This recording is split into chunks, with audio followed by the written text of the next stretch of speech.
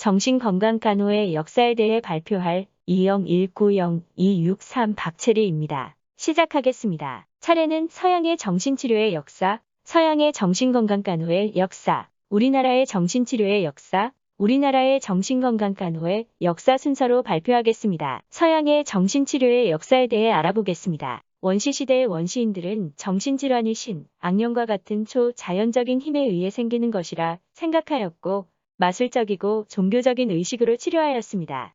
그리스 로마 시대에는 신이 현홍하기를 기다리는 사원 수면 치료를 하였고 중세 시대에는 로마 제국의 멸망과 종교적 믿음으로 암흑 시대를 맞이하게 되었습니다.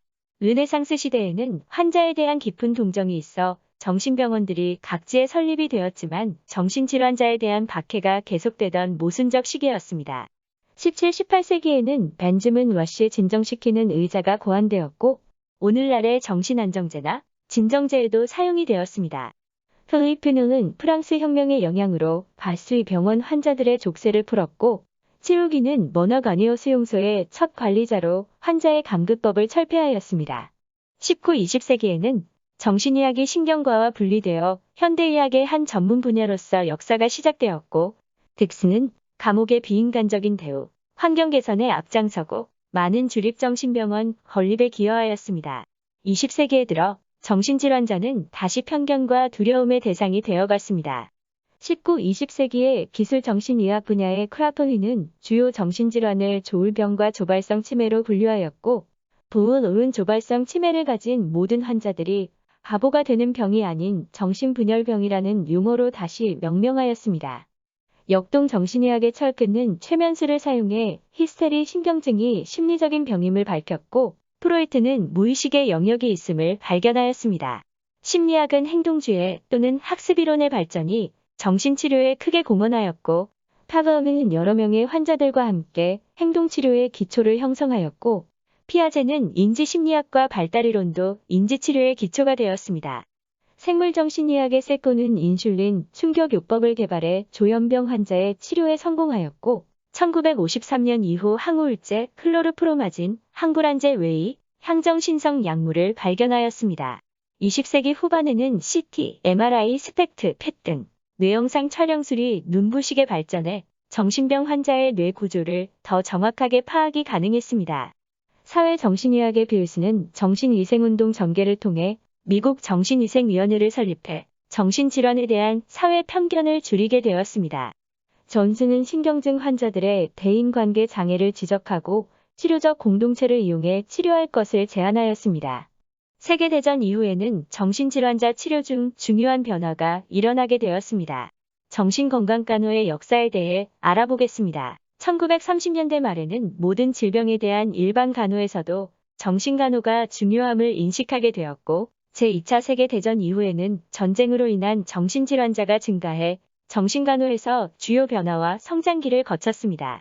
1950년대에는 정신간호 간호사들의 역할에 영향을 미친 두 가지 중요한 동향이 있었고 존슨은 치료적 공동체가 정신과의 새로운 치료 방법으로 하였고 항정신약물을 사용해 다양한 약물로 심한 환자의 증상을 완화시키고 치료기간을 단축시켰습니다.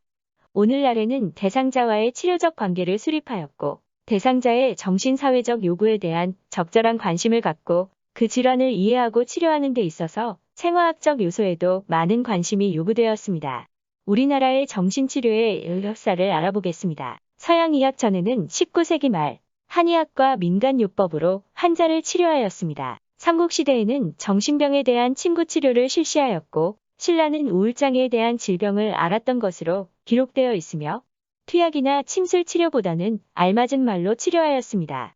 고려시대의 중력의 동의보감에는 조현병과 비슷한 사승이라는 병이 자세히 기록되어 있고 1885년에는 서양의학식 병원인 광해원이 설립되었습니다.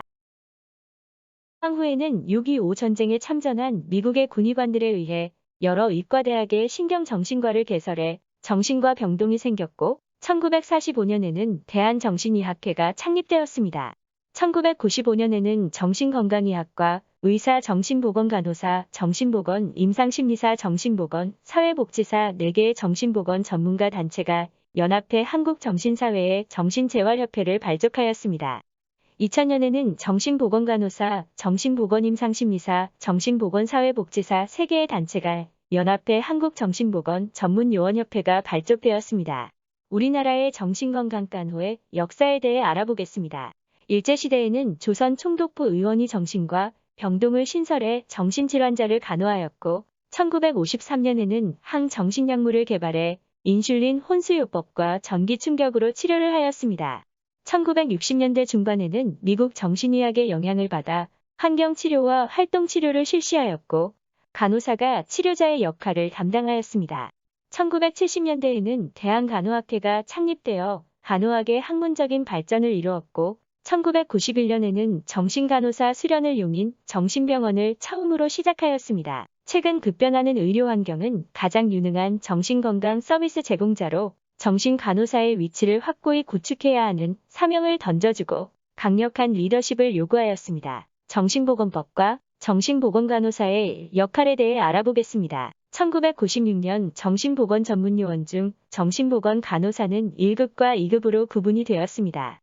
1급의 자격 규정에는 의료법에 의한 간호사 면허를 취득하고 대학원의 석사학위 이상을 소지하고 보건복지부 장관이 정한 정신보건시설에서 3년 이상 수련을 마친 자, 2급 정신보건 간호사 자격증 취득 후 정신보건시설 또는 7년 이상의 임상실무를 경험한 자에 있고 2급의 자격 규정에는 의료법에 의한 간호사 면허를 가진 자, 보건복지부 장관이 정한 정신보건시설에서 1년 이상 수련을 마친 사람에게 자격이 주어집니다.